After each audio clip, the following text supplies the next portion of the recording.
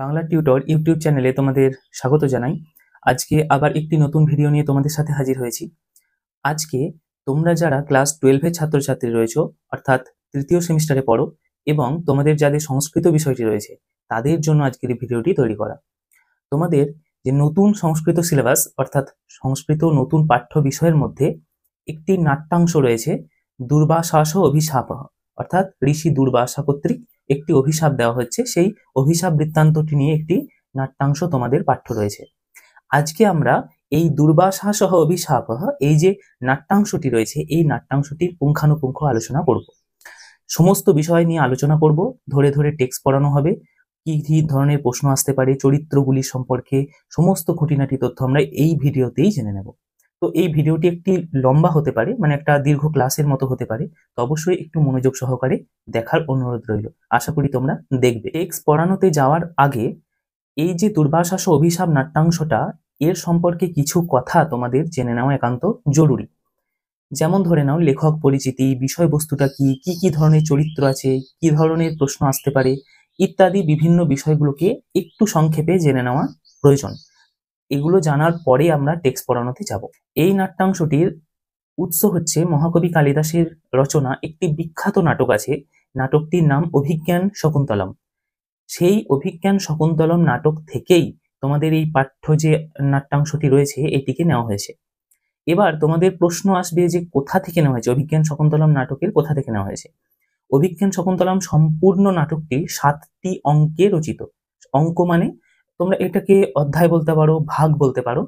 এই ভাগগুলোকেই আগেকার দিনে সংস্কৃত লিখতেন কবি সাহিত্যিক যারা ছিলেন, তারা এই যে অধ্যায় বা ভাগ এগুলোকে বিভিন্ন নামে বিভিন্ন সময় বলতেন। কখনো অঙ্ক বলতেন, কখনো উচ্ছ্বাস বলতেন, এইভাবে বিভিন্ন নাম পাওয়া যায়। তো এখানে অঙ্ক নামে রয়েছে যেহেতু নাটক, তো 7 অঙ্কে রচিত ছিল।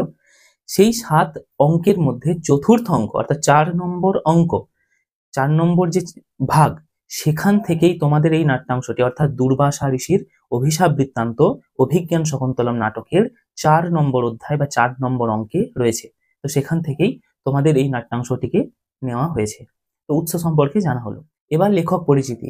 একটু আগেই বললাম যে এই যে অভিজ্ঞান শকুন্তলম নাটকটির রচনাকার মহাকবি কালিদাস। তো স্বভাবতই এই যে নাট্যাংশটি তোমাদের পাঠ্য রয়েছে দুর্বাসা অভিশাপ, এই নাট্যাংশটির রচনাকারও তিনি, অর্থাৎ মহাকবি কালিদাস কর্তৃক এই নাট্যাংশটি রচনা করা হয়েছে। এবার এখানে একটা প্রশ্ন তোমাদেরকে আরো করে যে মহাকবি কালিদাসের অভিজ্ঞান শকুন্তলম ছাড়া আরো একটি কি নাটক আছে সেটি বলো। সেটির নাম হচ্ছে মালবিকাগ্নিমিত্রম। অর্থাৎ অভিজ্ঞান শকুন্তলম একটি মহাকবি কালিদাসের রচনা নাটক, আরেকটি নাটক হচ্ছে যেটা মহাকবি কালিদাসেরই রচনা, মালবিকাগ্নিমিত্রম। তো এটা তোমাদের প্রশ্ন করতে পারে।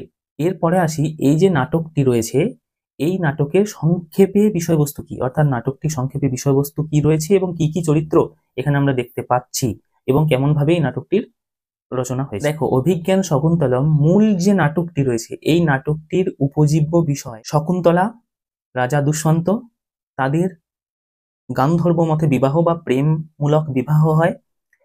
পুরো নাটকটাতে এই সব সম্পর্কে বলা নেই, আরো বিভিন্ন জিনিস মানে বিভিন্ন তত্ত্ব আছে, কিন্তু মূল যে উপজীব্য বিষয় সেটা এটাই যে হস্তিনাপুরের রাজা দুষ্মন্তের সাথে শকুন্তলার বিবাহ বন্ধনে আবদ্ধ হচ্ছে এবং কিভাবে সেই বিবাহ বন্ধনের মধ্যে বিভিন্ন ঘাত প্রতিঘাত আসছে, এইসব নিয়ে নাটকটি কিন্তু রচনা হয়েছে।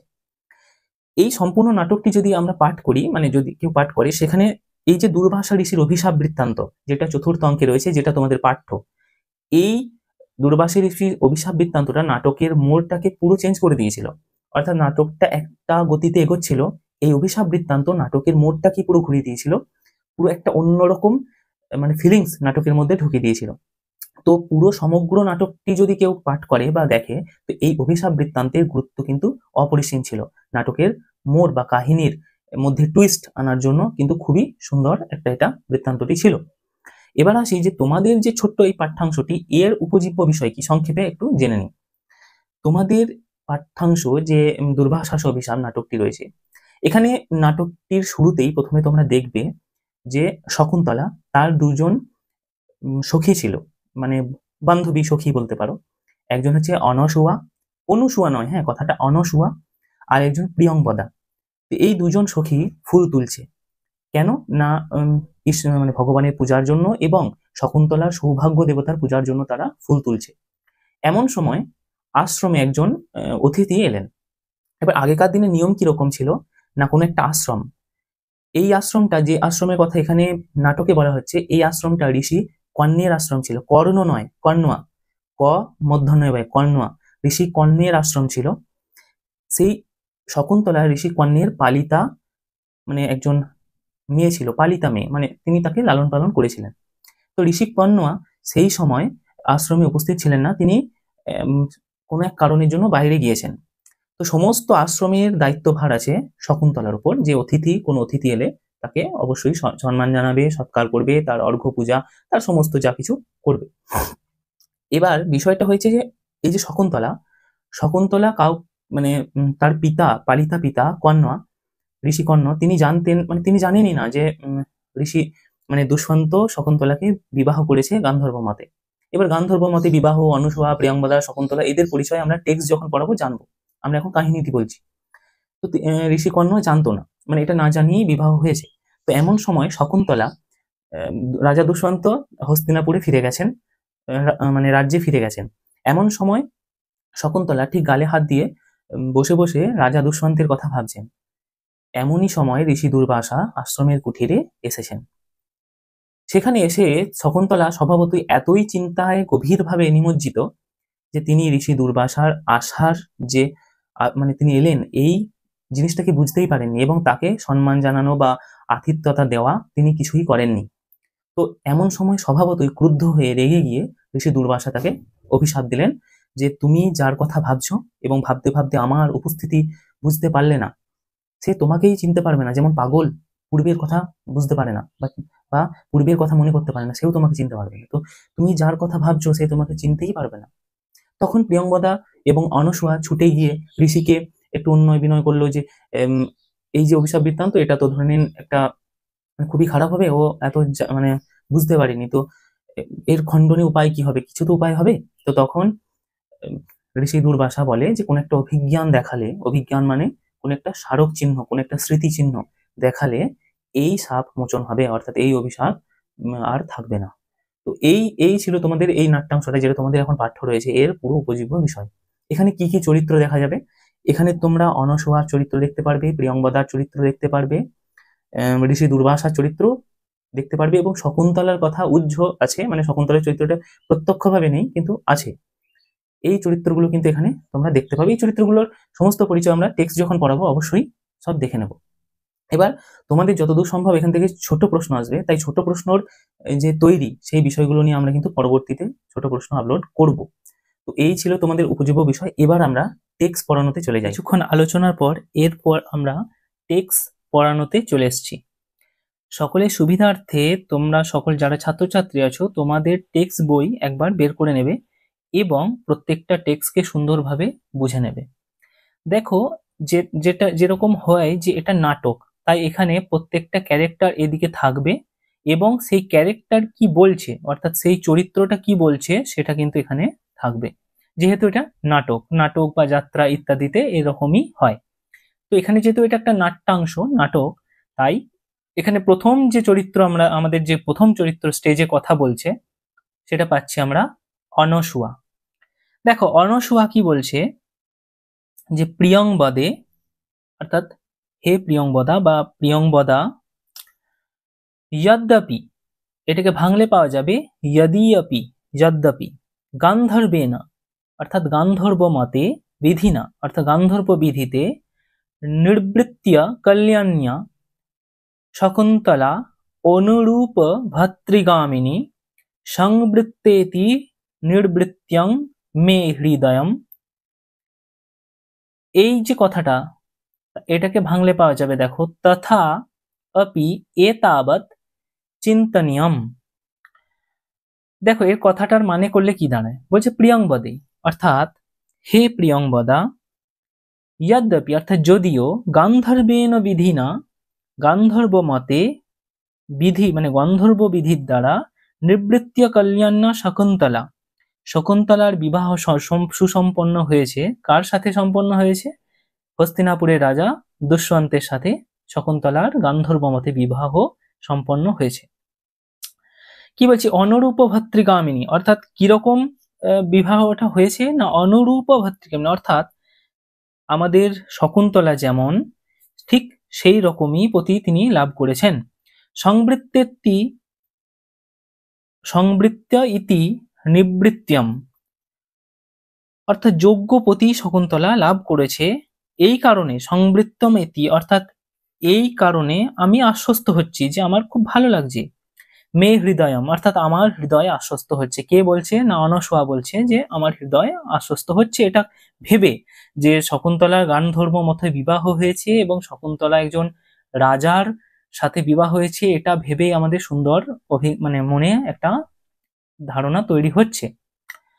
তথাপি বলছে কিন্তু, এখানে কিন্তু এতাবৎ চিন্তনীয়ম, তথাপি এতাবৎ চিন্তনীয়ম, অর্থাৎ বলছে যে এটা বিয়েটা হয়েছে ঠিকই আছে, কিন্তু আমাদের মনের মতো হয়েছে, সব বিষয় ঠিক আছে, কিন্তু এখানে একটা চিন্তার বিষয়ও রয়েছে।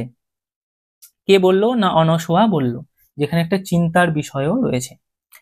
এরপর দেখো চলে আসছি যে প্রিয়ংবদা। প্রিয়ংবদা চরিত্র এবার বলছে যে কথম ইব, অর্থাৎ প্রিয়ংবদা বলছে যে কি, মানে কি চিন্তার বিষয়।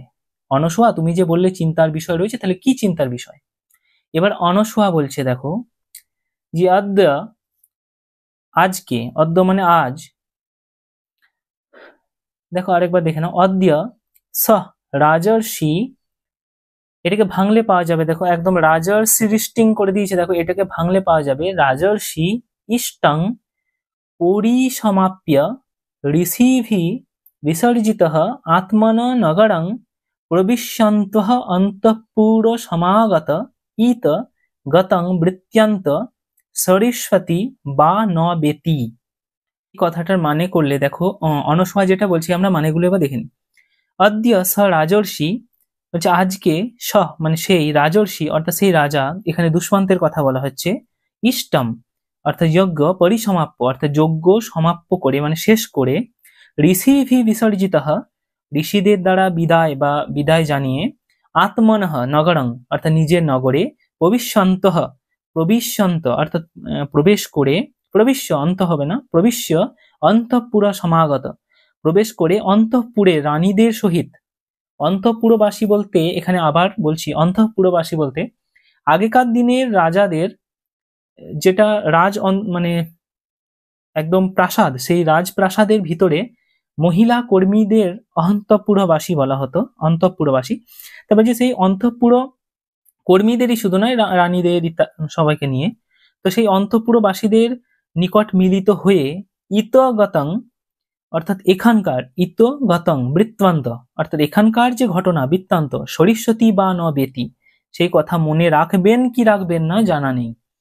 তাহলে আমরা যেটা পেলাম যে অনস্বয়া প্রথম কথাতেই যে একটা বললেন চিন্তার বিষয়, যে সেই চিন্তার বিষয়টা কি সেটা এখানে বললেন, যে আজকে রাজা দুষ্মন্ত একটা যজ্ঞ করছেন, সেই যজ্ঞ করে শেষ করে ঋষিদের বিদায় জানিয়ে পরিত্যক্ত হয়ে নিজের রাজ্যে এবং নিজের যে রাজপ্রাসাদে প্রবেশ করে রানীদের সাথে মিলিত হবেন। তখন রাজা মানুষ, তার মাথায় বিভিন্ন চিন্তা থাকে, তো তিনি এই যে শকুন্তলাকে বিবাহ করেছেন ইত্যাদি এই ঘটনাগুলোকে মনে রাখবেন কিনা, এই বিষয় নিয়ে কিন্তু একটা সংশয় রয়েছে। তখন দেখো প্রিয়ংবদা কি বলছে, দেখো এবার প্রিয়ংবদা চরিত্রটা আমরা দেখে নিই। প্রিয়ংবদা বলছে, দেখে নাও ভালো করে একবার। প্রিয়ংবদা এখানে বলছে যে বৃশ্রদ্ধ ভব, অর্থাৎ নিশ্চিন্ত হও। প্রিয়ংবদা বলছে নিশ্চিন্ত হও। ন তাদৃশা, তাদৃশা আছে দেখো, ন তাদৃশা অর্থাৎ এইরকম সেই রকম, আকৃতি বিশেষা অর্থাৎ সেই ধরনের আকৃতির মানুষ, অর্থাৎ সুন্দর চেহারার মানুষ, গুণবিরোধী ন ভবন্তি, এখানে ন ভবন্তি হতো, অর্থাৎ একসঙ্গে পড়ে নি, তারপর মানে বলবো। তারপর বলছে দেখো তাত ইদানিম, তাত বলতে এখানে ঋষি কর্ম কে বলা হচ্ছে, তাত অর্থাৎ পিতা, তাতঃ তাত ইদানিম ইমম, ইদানিমিমম এখানে আছে দেখো, ইদানিম ইমম বৃত্তান্তং শ্রুত্বা ন জানে কিং প্রতি পৎসাৎ ইতি, প্রতি পৎসাৎ ইতি। এখানে প্রিয়ংবদা দেখো আর একটা কথা বলছে যে বৃষবদ্ধ ভাব, অর্থাৎ চিন্তা করো না, কিচ্ছু অসুবিধা নেই।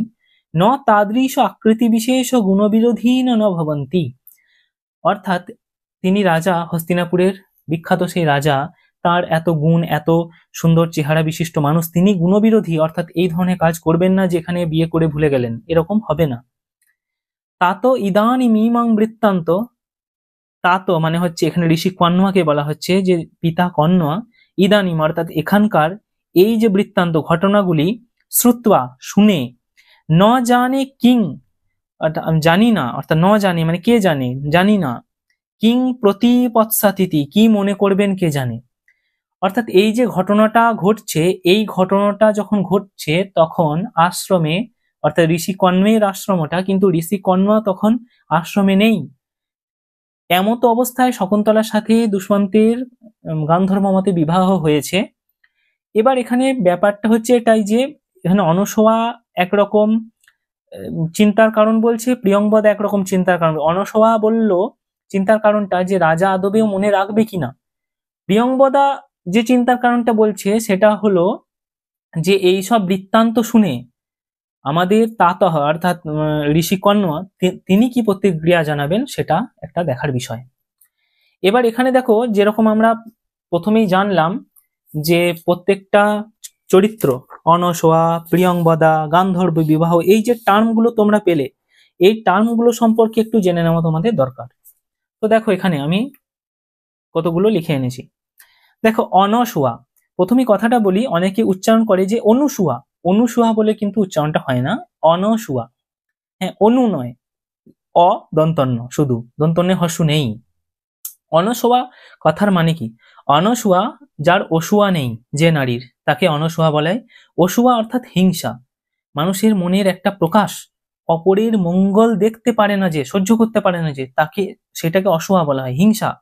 অপরের ভালো বা মঙ্গল দেখলে যার মনে অসন্তুষ্ট জন্মায়। শকুন্তলার প্রিয় সখীদ্বয়ের মধ্যে দুজনের মধ্যে একজন ছিলেন অনসোয়া। তিনি ছিলেন কনিষ্ঠা, অর্থাৎ তিনি সব থেকে ছোট, তবে অনসোয়া কনিষ্ঠা হলেও দূরদর্শিতা সম্পর্ক তার মধ্যে, বাস্তবিক জগতের চেতনা খুব সুন্দর প্রতিষ্ঠিত হয়েছিল। আরেকজন আছে প্রিয়ংবদা, প্রিয় কথা বা মধুর কথা বলে যে নারী সেই প্রিয়ংবদা। প্রিয়ংবদা, প্রিয় মানে খুব সুন্দরভাবে গুছিয়ে কথা বলতে যে পারে তাকেই প্রিয়ংবদা বলা হয়। যার মধুর বচনে, মিষ্ট আলাপচারিতায়, নানা রঙ্গরসিকতায় মানুষের মনে আনন্দ সঞ্চার হয়েছে, তাই সেই প্রিয়ংবদা। শকুন্তলার মনকে মধুর ইত্যাদি। প্রিয়ংবদা চরিত্রটা তোমরা দেখলে। এবার আসছি শকুন্তলা চরিত্রটা দেখো। শকুন্তলা, শকুন্ত শব্দের অর্থ পাখি, তাই শকুন্ত পাখির দ্বারা রক্ষিত লালিতা যে নারী সেই শকুন্তলা। মহাভারতের একটি শ্লোক পাওয়া যায়, এটা দেখে নেবে তোমরা শ্লোকটা। বিশ্বামিত্র মুনি তপস্যা ভঙ্গের জন্য অপ্সরা মেনকাকে মর্তে প্রেরিত করা হয়েছিল। বিশ্বামিত্র এবং অপ্সরা মেনকার গর্ভে জাত শকুন্তলা। অপ্সরা মেনকা সদ্যজাত ওই শিশুটিকে মালিনী নামের একটি নদী আছে, সেই নদীর তীরে রেখে চলে গিয়েছিলেন। শিশুকন্যাটিকে বনের পাখিরা যত্ন করে পালন করেছিলেন। ঋষি কণ্বা মুনি একদিন আশ্রমে আগমনকালে শিশুকন্যাটিকে জঙ্গলে দেখতে পায় এবং স্নেহবশত তাকে আশ্রমে আনেন এবং লালন পালন করেন। পরে হস্তিনাপুরের রাজা দুষ্মন্ত সঙ্গে শকুন্তলার গান্ধর্ব মতে বিবাহ হয়েছিল। এবার তোমাদের প্রশ্ন জাগবে যে গান্ধর্ব বিবাহটা আবার কি জিনিস। দেখো এটা আর একটা নোটস। গান্ধর্ব বিবাহ কি বলছে? বিবাহ সম্পর্কে স্মৃতিশাস্ত্রে, স্মৃতিশাস্ত্র বলতে এখানে দুটো রকম স্মৃতিশাস্ত্র আমাদের সচরাচর পাওয়া যায়। সেটা হচ্ছে একটা মনুস্মৃতি অর্থাৎ মনুসংহিতা থেকে, আর একটা যাজ্ঞবল্ক্য স্মৃতি। এখানে মনুসংহিতার কথা বলা হচ্ছে, যে বলা হয়েছে যে 8 প্রকারের বিবাহ হয়: ব্রহ্ম বিবাহ, দৈব, আর্য, প্রজাপত্য, অসুর, গান্ধর্ব, রাক্ষস, পৈশাচ ইত্যাদি। এখানে একটা শ্লোক আছে। গান্ধর্ব বিবাহ হলো নারী এবং পুরুষ নিজের স্বইচ্ছায় ইচ্ছা মতো ভাবে পরস্পরের মনের মিলনের বিবাহ বন্ধনে আবদ্ধ হয়ে থাকে। এই বিবাহে এক্ষেত্রে মা বাবার অর্থাৎ গার্জেনদের মত গুরুত্ব পায় না।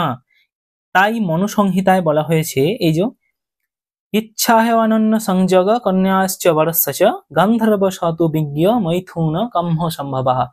অর্থাৎ একজন নারী এবং পুরুষ তাদের নিজের ইচ্ছা মতো ভাবে বিয়ে করেছে, সেখানে মানে মা বাবা বা গার্জেনদের কোনো ভূমিকা বা ছিল না, সেটাকে গান্ধর্ব মতে বিবাহ বলা হয়। তো আশা করি এই বিষয়টা তোমাদের ক্লিয়ার হলো। এরপর পরবর্তী টেক্সটে চলে যাই। এরপর পরবর্তী টেক্সটে আমরা চলে এসেছি। এখানে আবার অনসুয়া চরিত্রটাকে পাওয়া যাচ্ছে। কি বলা হচ্ছে? যথাহং পশ্যামি তথা তস্যাম অনুমতং ভবেত।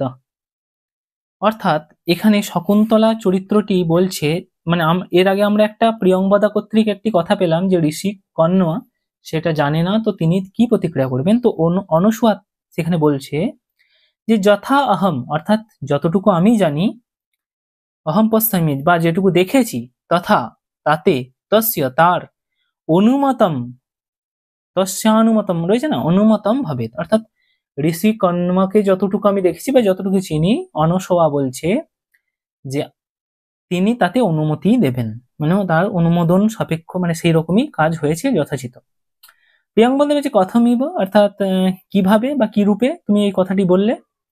তখন অনসোয়া বলছে যে গুণবতে কন্যাকা প্রতিপাদনীয়ত্যং তাবৎ তাতস্য প্রথমঃ সংকল্পঃ।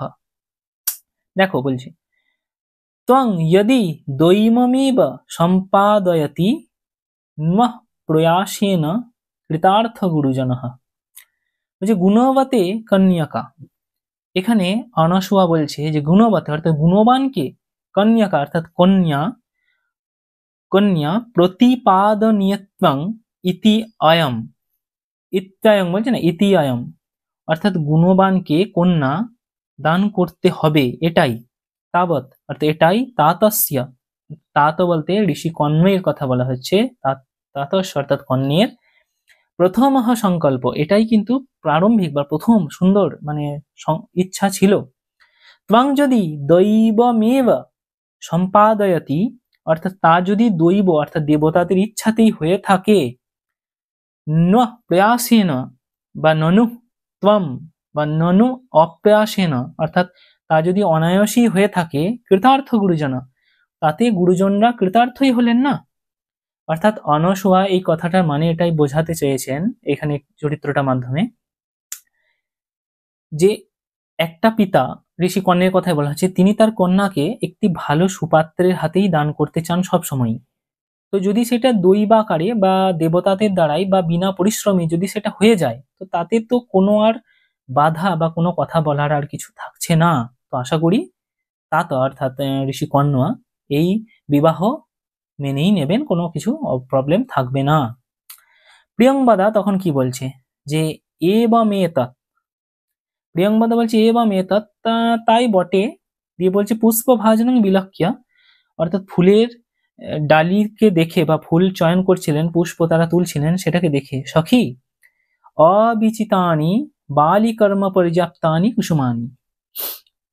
প্রিয়ংবদা কি বলছে যে হে সখী, হে সখী বলতে অনসুয়াকে বলছে যে হে সখী, আমাদের বালিকর্ম পর্যাপ্তানি মানে হোমের জন্য আবশ্যিক পুষ্প কিন্তু চয়ন করা হয়ে গেছে, মানে আমরা তুলে ফেলেছি।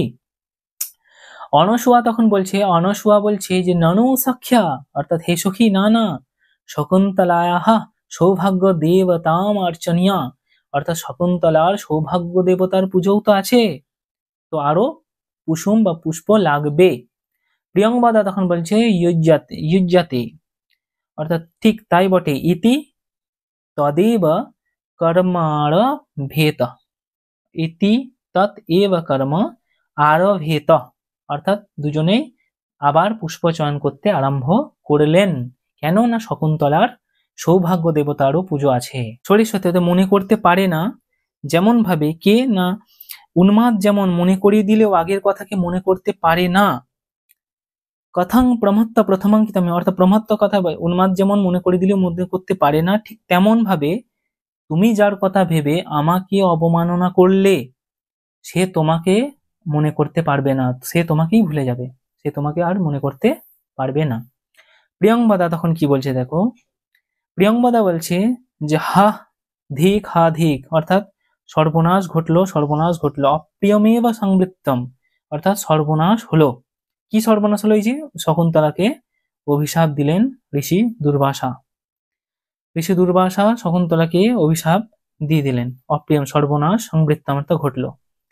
কস্মিন অপি, অর্থাৎ কস্মিন অপি, অর্থাৎ অন্যমনস্ক শকুন্তলা কোনো এক পূজনীয় ব্যক্তির, কস্মিন অপি কোনো এক ব্যক্তির, পূজনীয় অর্থাৎ পূজাহারে অর্থাৎ পূজনীয় ব্যক্তির, অপরাধ্যা অর্থাৎ তিনি অপরাধী হলেন, শূন্য হৃদয়া শকুন্তলা অর্থাৎ শূন্য হৃদয় নিয়ে শকুন্তলা যার কথা ভাবতে ভাবতে কোনো এক পূজনীয় ব্যক্তির অপমান বা অবমাননা করলেন। তারপর দেখো পুরহ বলক্ষ্য, পুরহ সামনে দেখে, ন খলু যস্মিন কস্মিন্নপি অর্থাৎ যে কোনো মানুষের কাছে নয়, অর্থাৎ যে কোনো মানুষের তিনি অভিশাপ করলেন না এরকম বটে, অর্থাৎ যে কোনো মানুষ এটা নয়। কস্মিনপি এসহ দুর্বাসা সুলভ কোপ মহর্ষি, ইনি সুলভ কোপ দানকারী বা সহজেই মানুষকে অভিশাপ দান করেন ঋষি দুর্বাসা। এখানে দেখো তথা সপ্ত্যা অর্থাৎ অভিশাপ দিয়ে, তিনি সেভাবে অভিশাপ দিয়ে বেগ বলোৎফুল্লয়া অর্থাৎ বেগ বলে উৎফুল্ল হয়ে বা দ্রুততার সাথে, দুর্বারয়া অর্থাৎ দুর্বার ভাবে, গত্যা প্রতিনিবৃত্ত্য অর্থাৎ গতিতে ফিরে যাচ্ছেন। অর্থাৎ তাহলে কি ঘটনা ঘটলো এখানে? এখানে ঋষি দুর্বাসা আশ্রমে এসেছেন, শকুন্তলা পতি চিন্তায় ব্যস্ত আছে, তো তিনি ঋষি দুর্বাসার উপস্থিতি বুঝতে পারেননি। তখন ঋষি দুর্বাসা তাকে অভিশাপ দিলেন যে তুমি যার কথা ভেবে আমাকে অবমাননা করলি, আমাকে বুঝতে পারলি না যে আমি এসেছিলাম, সে তোকে বুঝতে পারবে না, আর সে তোকে ভুলে যাবে যে তুই কে, সে আর মনে করতে পারবে না তুই যার কথা এত কিছু ভাবলি। যেমন পাগল তার পূর্বের কথা মনে করতে পারে না, ঠিক সেরকম। দিয়ে তিনি কি করলেন না, তিনি তাড়াতাড়ি চলে যাচ্ছেন।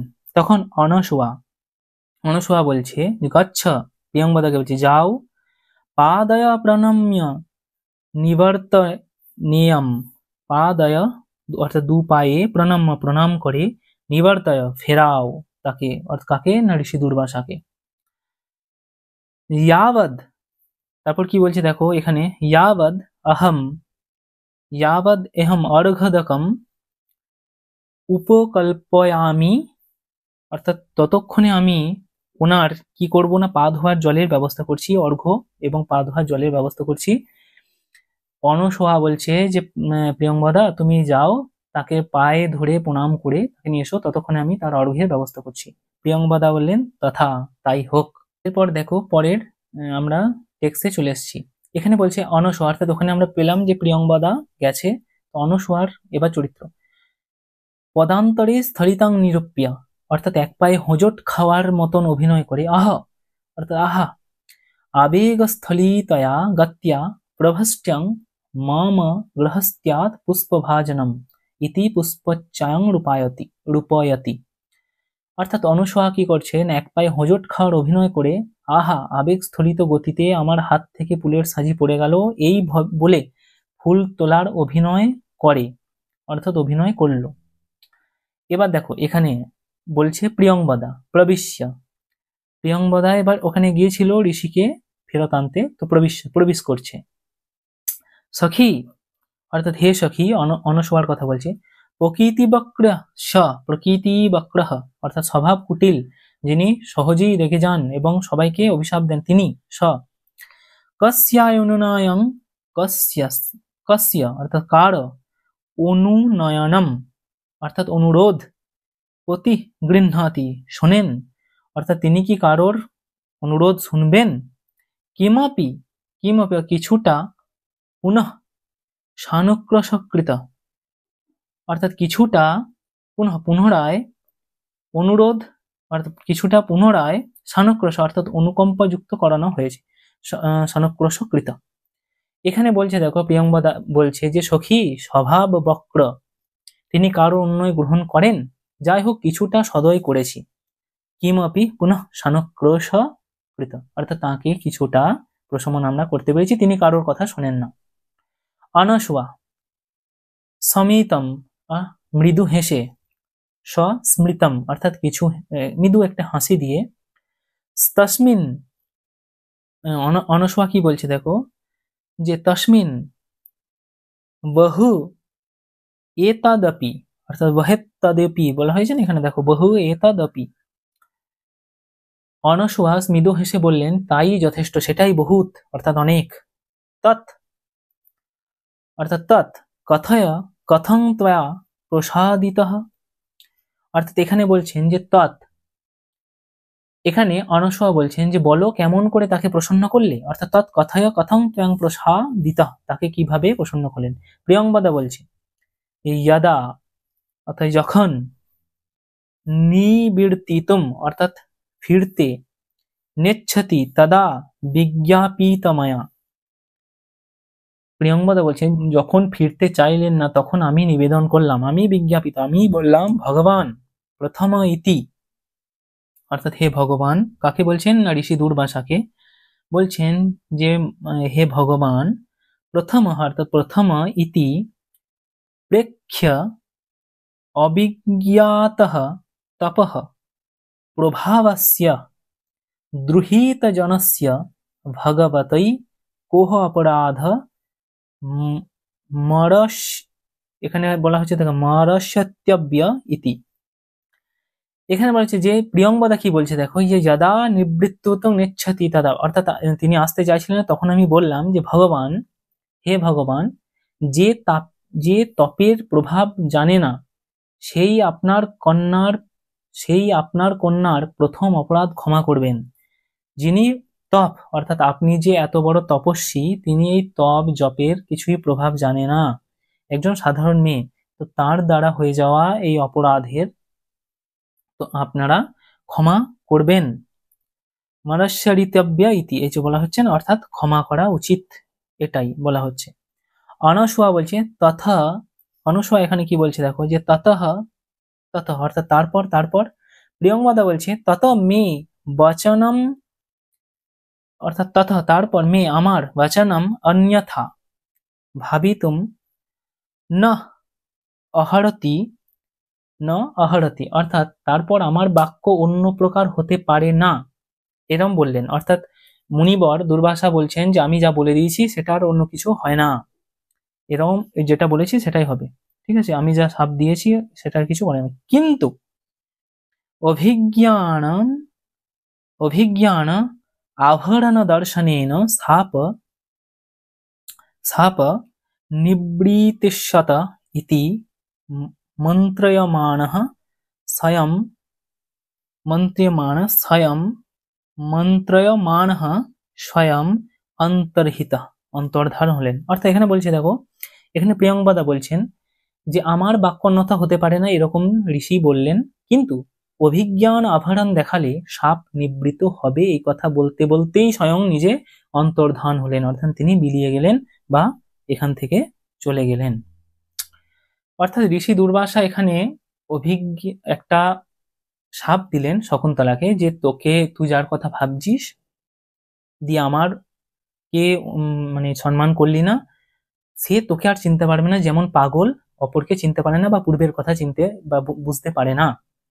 দিয়ে এখানে অনুনয় বিনয় করে সেই সাপ মোচনের বা সেই সাপ খণ্ডনের, অভিশাপ খণ্ডনের একটা উপায় তিনি বললেন, যে কোনো একটা অভিজ্ঞান দেখালে, অভিজ্ঞান বলতে মনে করো কোনো একটা স্মৃতি চিহ্ন, যেমন কোনো একটা আংটি বা কোনো হাড় কিছু একটা দেখালে তো এই সাপ মুক্ত হবে। এরপরে দেখো পরের আমরা শেষ যে স্ট্যাঞ্জা সেটাই চলে যাব। শেষ স্ট্যাঞ্জায় কি বলা হচ্ছে দেখো, শেষ স্ট্যাঞ্জাটায় আমরা চলে যাই। দেখো অনসুয়া কি বলছে, শেষ স্ট্যাঞ্জারে যে বিষয়গুলো রয়েছে সেগুলো আমরা সুন্দরভাবে দেখে নেব। দেখো অনসুয়া কি বলছে, শক্কম ইদানীম আশ্বাসিতম, এখন তবে আশ্বস্ত হতে পারা যায়, সক্ষম অর্থাৎ এখন একটু শান্তি পেলাম, আশ্বস্তি পেলাম। अस्ति तेन राजर्षिणा संप्रस्थितेन स्वनाम ध्याङ्कितम् अङ्गुलिकं স্মরণীয়মিতি স্বয়ং পিনধ্যম। ওই যে সেই রাজর্ষি দুষ্মন্ত প্রস্থান করার সময়, রাজর্ষি সংপ্রস্থিতেন প্রস্থান করার সময় স্বনাম ধ্যাঙ্কিতম অর্থাৎ নিজের নাম লেখা, অঙ্গুলিকং একটি আংটি, স্মরণীয়মিতি স্বয়ং অর্থাৎ তিনি একটি আংটি দিয়ে গিয়েছিলেন, স্বয়ং নিজেই পরিয়ে দিয়েছিলেন শকুন্তলাকে। তস্মিন স্বাধীন পায়া শকুন্তলা ভবিষ্যতি, তাতে শকুন্তলা নিজের হাতেই প্রতিকারের উপায় থাকবে, অর্থাৎ সেটি শকুন্তলার হাতে পড়ে আছে সেটাই। প্রিয়ংবদা সখী এহি অর্থাৎ সখী এসো, দেবকার্যং অর্থাৎ সখী এসো, এখানে কি বলা আছে, দেবকার্যং সন্ধিটা ভেঙে নিয়ে সুন্দর করে দেখো, যে সখী এহি অর্থাৎ এসো, দেবকার্যম তাবৎ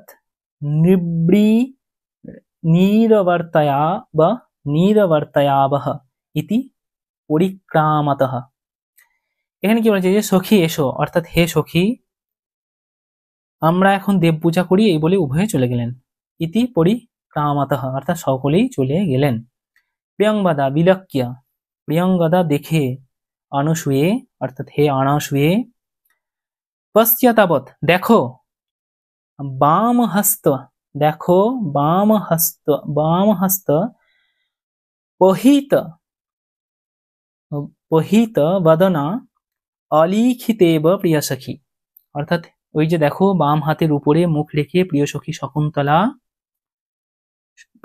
শকুন্তলা বসে রয়েছে, অর্থাৎ চিত্রার্পিতের মতো বসে রয়েছে, অর্থাৎ যেমন সুন্দরভাবে একটা ছবি আঁকা থাকে সেরকম বসে আছে। ভর্তৃগাতয়া চিন্তায় আত্মনাপি নৈষ বিভাবয়তি কিং পুনরাগন্তুকম, যেখানে স্বামীর চিন্তা সে নিজেকেই বুঝতে পারছে না, সেখানে আগন্তুকের কথা আবার কেমন এসে বুঝবে। বলছি ভর্তৃগতা তিনি এতটাই চিন্তায় বিলীন হয়ে গেছেন স্বামীর চিন্তায় যে তিনি নিজেকেই আর মনে নেই যে আমি কে, তিনি আর অতিথি আর এসবের কি করে খেয়াল রাখবেন। তখন অনসূয়া বলছে যে প্রিয়ংবদে অর্থাৎ হে প্রিয়ংবদা, দ্বয়